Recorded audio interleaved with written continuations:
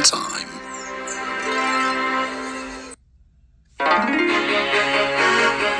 It was May Day, and the engines were celebrating.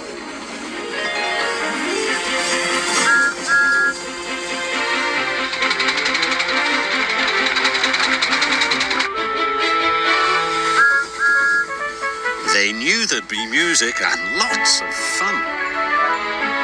The station was being decorated. The Fat Controller said that the engines could be too. "I'm going to have flags and streamers," whistled Percy. "I'm going to have a big red banner," whistled Thomas. "What decorations will you have, Gordon?" asked Murdoch. "Decorations aren't dignified for an important engine like me. I pull the Express." Gordon was feeling insulted.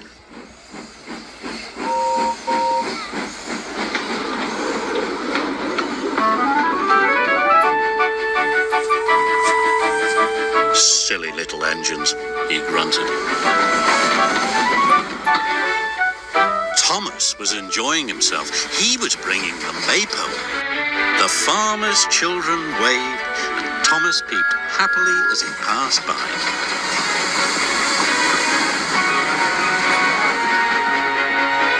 Soon it was time for the decorating.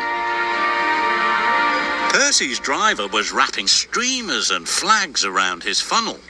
Thomas had a big red banner on his tanks. Even Murdoch was being decorated, although he was very shy about it. "We could have a competition for the best-dressed engine," suggested James. Just then, Gordon shunted in. "A competition?" he puffed. "I'm bound to win any competition." "You'll have to be decorated," said James. "This is a best-dressed engine competition." "Not me," puffed Gordon. "You'd never catch me looking so ridiculous." The engines felt splendid.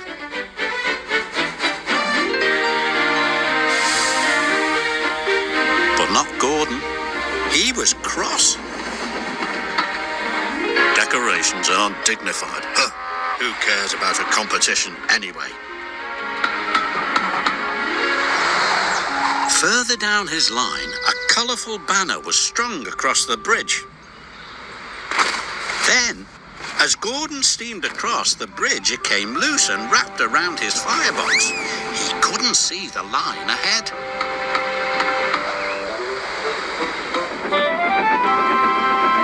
Gordon tried to whoosh the banner off, but the banner wouldn't budge. "I can't see," he whistled loudly to his driver. "Stop!" "You can't stop, Gordon," his driver called back. "You're the Express."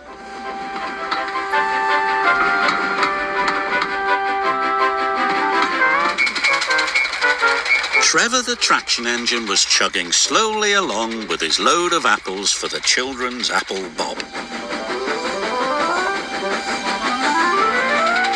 Trevor heard a whistle. He was going as fast as he could, but it wasn't fast enough. The apples were all smashed.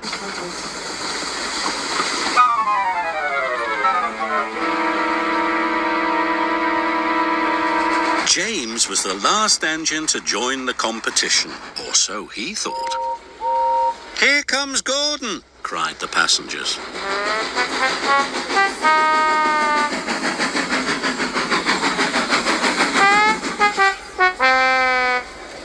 "We didn't think you wanted to be decorated," teased Thomas. "I didn't," puffed Gordon. "Well, he's definitely the best-dressed engine," said James. All the engines agreed.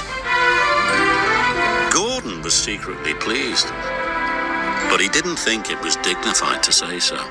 Silly Gordon.